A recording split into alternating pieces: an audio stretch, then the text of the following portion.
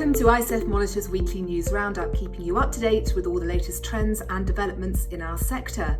I'm Lucinda Bowden, and here are this week's top stories. In Malaysia, most international students already enrolled at study institutions are welcome to return to the country, provided they follow an extensive series of rules. Also this week, transnational education enrolment numbers for UK providers continues to grow.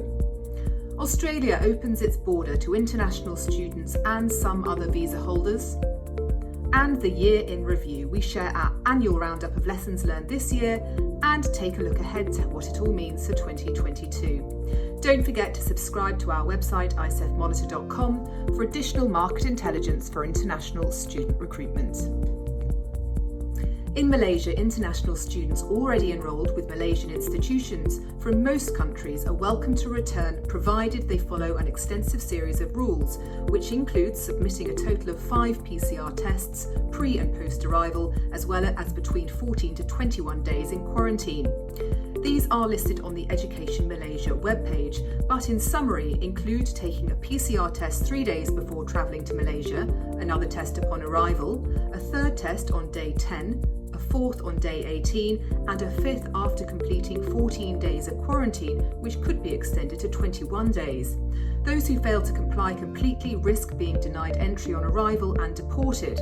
The Malaysian government is very serious about monitoring international students, and at this time, students from 8 African countries, which include South Africa, Botswana, Eswatini, Lesotho, Mozambique, Namibia, Zimbabwe and Malawi are currently not allowed to fly into Malaysia because of the high Omicron infection rates in those regions.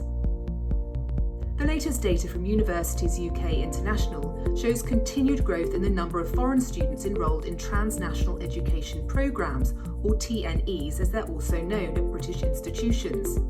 According to the report, there were more than 450,000 students from 225 countries and territories pursuing qualifications from 156 UK institutions in the year 2019 to 20.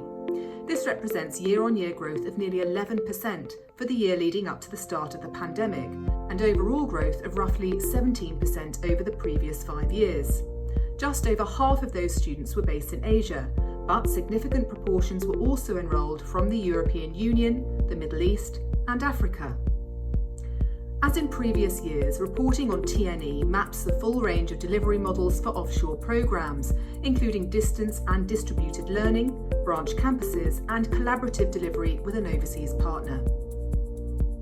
Australia has opened its border and proceeded with its plan to welcome back fully vaccinated international students and some other visa holders, despite the global spread of the Omicron variant, which is said to be milder than other variants of COVID.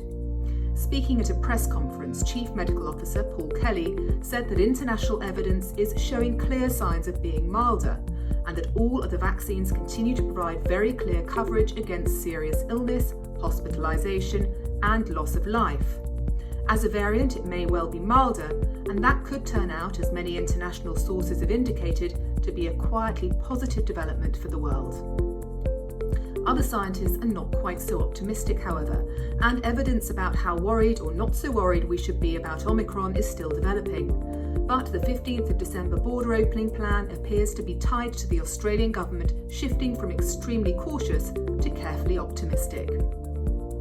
There are still a couple of weeks left in 2021, but we have already stored up a full 12 months worth of lessons learned and important takeaways for 2022. You will find them summed up in our annual roundup of key insights from the past year on icefmonitor.com. But some key points to digest are that firstly, our sector is resilient and innovative. Swift pivots to online learning, back to in-person or hybrid models indicate the ability to adapt and find new ways to engage with and recruit students. Secondly, in-person study abroad remains a key driver of student demand. Affordability and employment both during study and after graduation are more important than ever, and the consideration of cost in the larger context of return on investment that students can anticipate from their experience studying abroad. Access to vaccines for students and acceptance and related border restrictions will be some of the key drivers of student mobility in 2022, and you are only as good as your support services. Safety and wellness have long been top of mind concerns for international students and their families, but this is another aspect of student decision making that is now even more important than ever. Needless to say, we are all still learning the lessons the pandemic has to teach us, and we will continue to see a pattern of recovery in 2022, with some important shifts in demand and some equally important changes in the tools and strategies we use for international student recruitment. Well, that's your weekly news roundup from all of us here at ICEF Monitor. Thanks for watching, and don't forget to subscribe to stay up to date with all the industry trends and developments in the international student recruitment sector. We wish you all a very happy and healthy holiday season, and we will see you again in 2022.